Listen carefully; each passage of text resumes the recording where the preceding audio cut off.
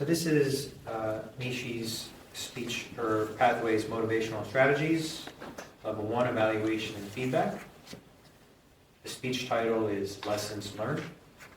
The purpose of this project is to practice applying feedback and serve as a speech evaluator during the club meeting. Nishi is working on her path, motivational strategies level 1. Today her speech is on the evaluation and feedback project.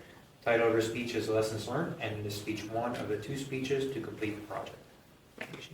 Thank you, James.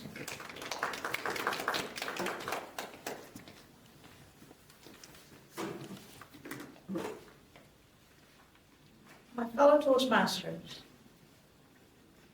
a few years ago, it was a fluke, I think, though. I got an opportunity to work for a consulting company. It was a brief assignment, but it was a very challenging assignment that they gave me. My very first task was, I was put on an investigation team to figure out why one of their transformation programs failed. The client was pretty disappointed with the company, the way the company handled the project, and was trying to figure out why it went sideways. It was a challenging task for me.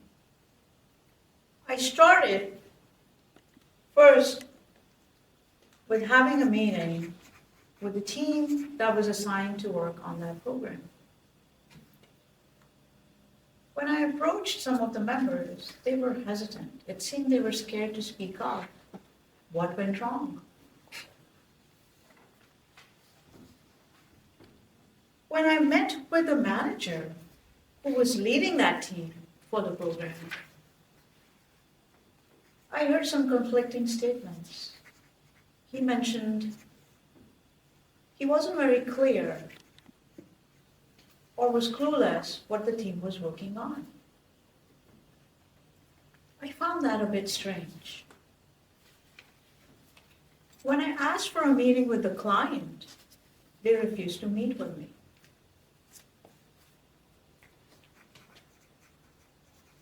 In this back and forth with the stakeholders who were accountable to make this program successful, something didn't seem right to me.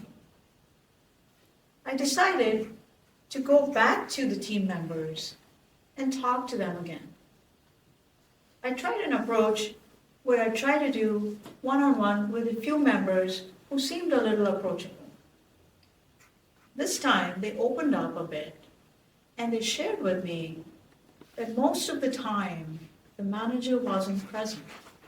He wasn't attending meetings. They didn't know who to raise the issues to. They were not sure if what they were delivering was being monitored. This was pretty interesting. I thought that a manager who was assigned with such an important task, how could he not question the team members what they were working on? Was he tracking their milestones? Was he escalating any issues? Guess what? I did not find any evidence of a document with facts and lessons learned as to why this program failed. I eventually prepared a report and presented. The first question my boss had: who was responsible for this? Who should I fire? I was surprised with that question. And I asked him, what do you think was your role in this colossal failure? His response was, obviously, it was the team. Like I said, it was a fluke. I went on, moving on with my career. When I started to evolve from being more of a technical expert into leading a technical team, I found myself micromanaging. I used to worry about small details, not realizing that could intimidate some people.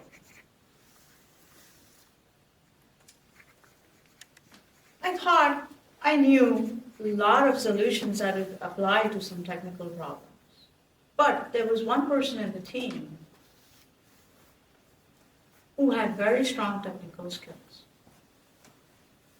He was pretty creative, innovative, but would not share the details. I thought he was playing around. When I sat down to level set some expectations and talk through his deliverables, he asked me some tough technical questions. That's when I realized I was suppressing his innovation. I was suppressing some brilliant ideas. I was suppressing some new solutions that we could apply. We both worked on a very high-profile project, but because of our differences, and basically because I was still micromanaging, I felt the implementation didn't go as well as it should have. That made me think I needed to change something. And I'm glad I thought of that, because the lessons learned from that implementation changed me for good.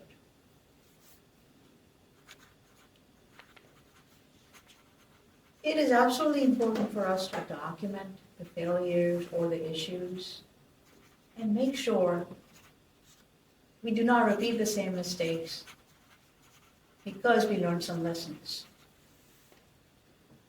Why I say that? To give you an example, I tried the following with the same team. I allowed open participation where they could bring their ideas and discussion topics. I let them contribute. I let them speak and communicate with me what we could have done differently, what were the lessons learned from their lens, so next time we don't make the same mistakes.